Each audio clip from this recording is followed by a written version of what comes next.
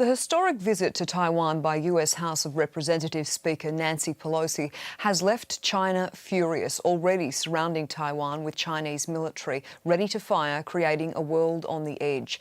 Ms. Pelosi is the highest-ranking American official to visit the self-governing island in 25 years, and predictably, China reacted with outrage to the 82-year-old senator's defying Beijing's warning to cancel her trip. Tensions remain high, with China's President Xi Jinping threatening military retaliation and embargoes. Joining us now to talk more about this from Canberra is Shadow Minister for Foreign Affairs, Senator Simon Birmingham. Senator, thank you so much for your time this morning. Curious to get your thoughts. Was Nancy Pelosi wise to make this journey, and what do you think she was hoping to achieve by failing to heed China's warning? Morning, Tash. Well, there have been many congressional delegations to Taiwan over the years. This is another one, yes, with the Speaker of the House of Representatives participating, but it's a matter for Nancy Pelosi and the United States in terms of the decisions made about her visit.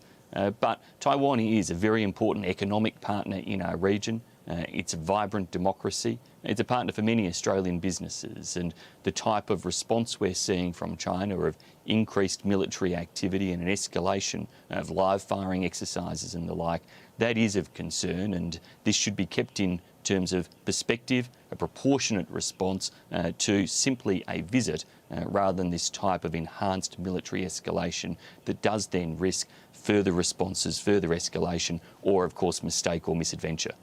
You talk a lot about further escalation, and certainly 22 missiles have been fired, I think, in the last 24 hours across Taiwan since the Speaker's departure.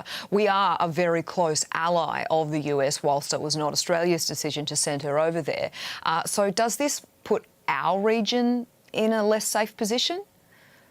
The fact that we're seeing this enhanced military activity within our broader region is of concern.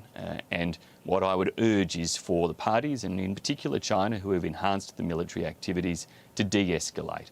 It is simply dangerous and unhelpful to see this enhanced activity for crossovers to happen into economic zones of Taiwan, for the type of live firing exercises to be undertaken. They all enhance the risk that a mistake could occur, the risk of military misadventure, or of course the risk that there is some further response in some way. And none of that is good for the peace and prosperity of our region. We want to see tensions ease rather than escalate. You are very well versed in trade and foreign affairs, though. So what do you anticipate that China's next move will be? I mean, has Ms. Pelosi forced Xi Jinping to act assertively in order to save face, really?